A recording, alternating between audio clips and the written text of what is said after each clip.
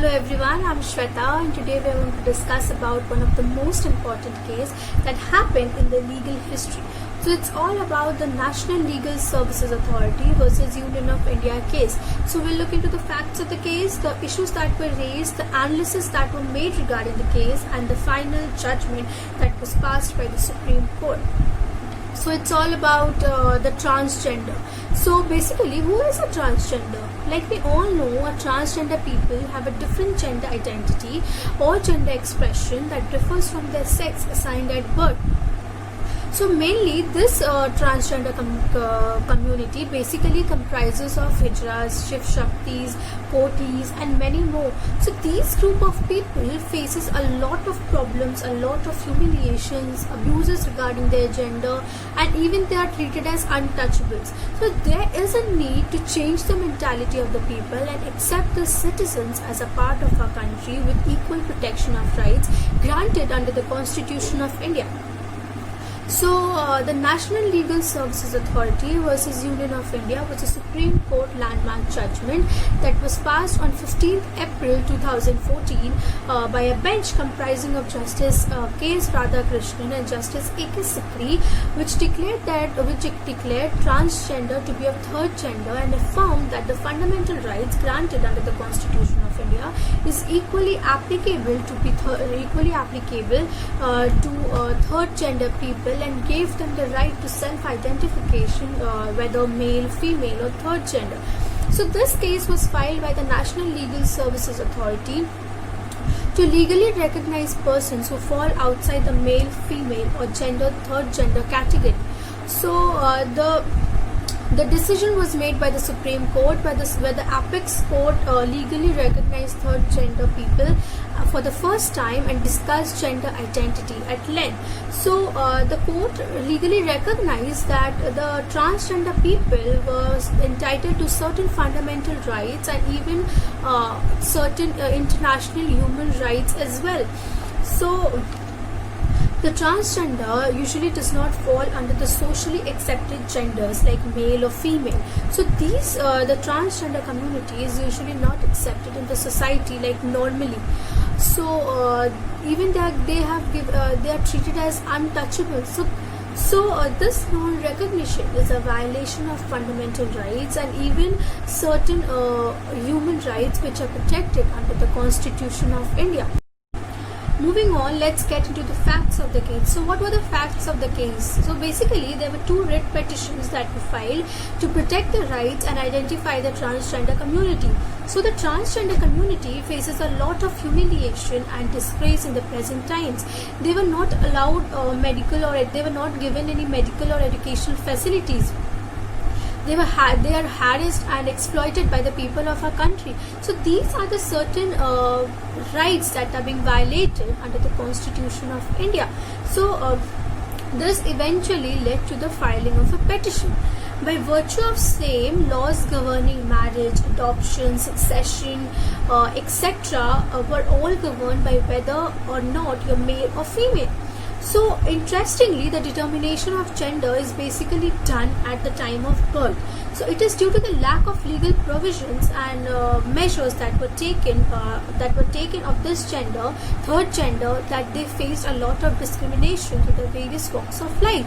So thus the case came before the court when a PIL, that is the public interest litigation, was filed by the National Legal Services Authority, followed by other petitioners as well.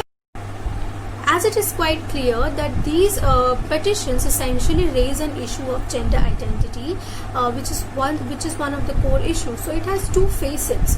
One was whether a person who is born as a male with predominantly female orientation or vice versa has a right to get himself identified as a female as per his choice. Moreover, when a person, when such a person, after having undergone any operational procedure, changes his or her sex as well.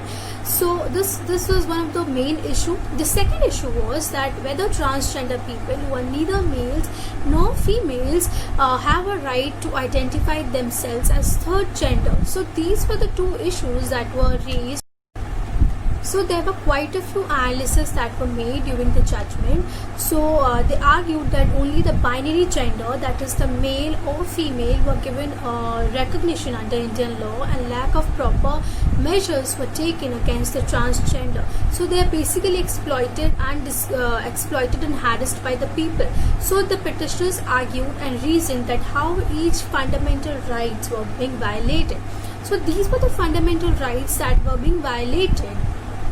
So according to Article 14, which states right to equality, defines that no person should be discriminated on the basis of sex, religion, caste. So the state shall not deny to any person equality before law within the territory of India. It is not restricted to any male or female. Every person should be treated equally under the Constitution of India. So it was the first right that were being violated. According to Article 15, which states that no person shall be discriminated on the basis of race, sex, religion, caste to use any public shops, restaurants or public toilets, etc. Article 19 of the Indian Constitution, which guarantees citizens the right to freedom of speech, to meet peacefully without any arms, so is also being violated over here, and is perhaps one of the most important right that is being violated.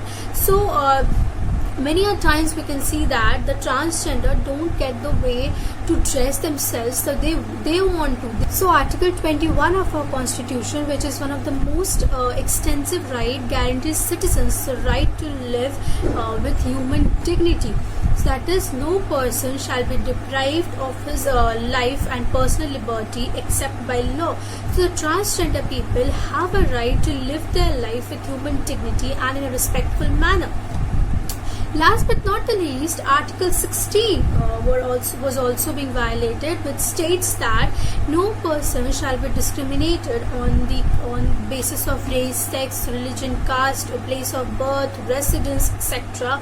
And every person should be given equal opportunities. So they should not be discriminated in any manner. Moreover, these were the analyses that were made regarding the case, and then the final judgment was passed by the Supreme Court to safeguard and protect the rights of the transgender that were guaranteed under the Constitution of India. So the Supreme Court also took into consideration different foreign judgments as well. So the following were the judgment that was passed by the Supreme Court. So the Hijras, the Kotis, the Shiv Shaktis must be treated as third gender. So the transgender people has a right to decide the self-identified gender. This was also upheld. The steps were taken to treat them socially and educationally backward classes of citizens, and extend all kinds of reservation in cases of admission in educational institution and also for public appointments. There were also proper measures were taken to provide medical healthcare facilities in hospitals, and also provide them separate toilets or other facilities.